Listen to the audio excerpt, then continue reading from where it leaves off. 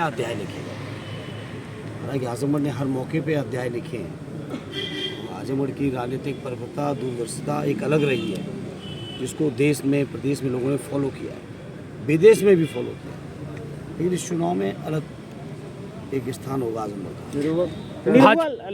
दिनेश लाल की बात कर लीजिए, वो लगातार हर सभा में जाते हैं और आपको एक ही निशाना करते हैं कि वो चुनाव के समय आते हैं और चुनाव के बाद फिर इनका आजमगढ़ आना नहीं होता है। निरहुआ से कहो, अगर जनता में इस बात का जरा भी असंतोष होता तो समाजवादी पार्टी को इतना आशीर्वाद आजमगढ़ की जनता ने दिया। और मैं पहले दिन आया था, जिस दिन उम्मीदवार के तौर पर पहली प्रेस कॉन्फ्रेंस पे ही मैंने कहा था कि वो अपना स्क्रिप्ट राइटर बदले। कि आप मेरी पहली प्रेस सुनिए, अगर आप आजमगढ़ से बिलोंग करते हैं तो स्क्रिप्ट राइटर अपना बदलना है। वही स्क्रिप्ट पुरानी, अच्छा 2-2.5 महीने हो गए, कोई स्क्रिप्ट चेंज हुई क्या? नहीं हुई। थोड़ी सी बेरोजगारी पे स्क्रिप्ट जरूर दी थी उन्होंने किसी नए आदमी ने, तो उनकी बातें अब छोड़ दीजिए। उनकी छोड़ी, उनके लीडर को कोई गंभीरता से नहीं ले रहा है। आप ही लोग पता नहीं क्यों गंभीरता से ले रहे हो, मुझे समझ नहीं आ रहा। क्योंकि एक बार वो चुनाव, मैं इस पत्रकार साथी का मैं धन्यवाद देता हूँ और तारीफ करता हूँ। कम से कम मर्यादित शब्द जो प्रधानमंत्री ने कहे हों उसको भी अपने सवाल में इन्होंने नहीं दोहराया। मैं धन्यवाद देता हूँ इसके साथी को।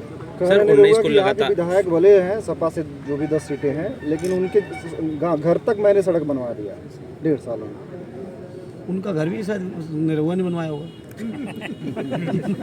भाई जैसे बीजेपी के लोग कहते हैं कि राम को हम लाए हैं, भगवान राम त्रेता युग में नहीं थे, या बीजेपी त्रेता युग से बन चुकी है।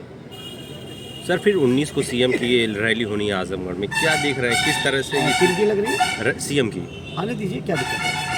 सीएम है, उनका प्रदेश आए, नहीं पीएम आजमगढ़ के लिए भी कुछ करें।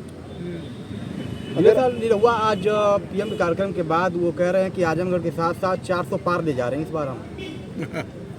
तो खुशफहमी में रहें। हमें इस बात से आपको या किसी को भी आपत्ति कैसे हो सकती है? उनको खुशफहमी में रहने दीजिए, बाकी जनता तय करेगी। अधिकार जनता का है। हमसे कई बार आप में से बहुत सारे साथियों ने पूछा किस मार्जिन से जीतोगे, कैसे, तो मैं नहीं कह सकता। ये हक और अधिकार जनता का है। ओम प्रकाश कह रहे हैं कि पूर्वांचल में सपा का खाता नहीं खुलेगा।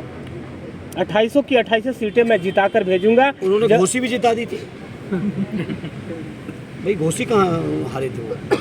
सर घोसी भी तो जिताई। बात आजमगढ़ चुनाव की करें, लगातार आप कई दिनों से दौरे पर हैं, लगातार जब से आपको टिकट मिला है, किस तरह का रुझान पब्लिक में, क्या चीज़ें आ रही हैं निकल कर, किन मुद्दों पर पब्लिक इंडिया गठबंधन के साथ है? इंडिया गठबंधन के साथ पब्लिक इन मुद्दों पे है। सबसे बड़ी बात, इंडिया गठबंधन की पार्टी, विशेषकर अगर मैं बात करूँ यूपी के, तो हमारी पार्टी लीडिंग पार्टी है, हमारे नेता लीडर हैं, अपोजिशन के जो कुछ कहा, जब कहा, सपने में भी कहा, तो उसको पूरा किया।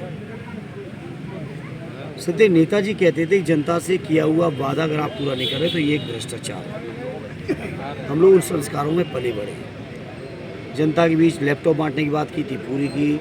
कन्या विद्याधन योजना की बात की थी, पूरी की थी। डायल 100 पूरा करके दिखाया। 1090 वुमेन पावर लाइन करके दिखाया। समाजवादी पेंशन दे के दिखाया। लोहिया आवास, जो उस समय के बने हुए सरकार के आवास हैं, उस समय के लाभार्थी और आज के प्रधानमंत्री लाभार्थी, आप अंतर पता कर लीजिए। तो हम लोगों ने जो वादे किए जनता पूरे किए। आदित्य के नॉमिनेशन में पिछली 15 तारीखों में बदायूं में था, और आप तो अभी कुछ चुनिंदा ही पत्रकार मित्र हैं। मेरा अनुमान है लगभग 50 मित्र रहे होंगे पत्रकार साथी, और सबके कैमरे ऑन थे। मैंने 50 कैमरों के सामने कहा कि आप में से एक भी पत्रकार साथी मुझे सवाल कर ले, मैं निमंत्रण दे रहा हूँ कि मैंने बदायूं में जितने वादे पब्लिक प्लेस पे किए हों, प्रेस कॉन्फ्रेंस में किए हों, उनमें से कोई एक वादा गिना दो जिसको मैंने पूरा नहीं किया। एक वादा किन्हीं कारणों से पूरा नहीं हुआ तो उसको मैंने स्वीकार किया, इसको मैं पूरा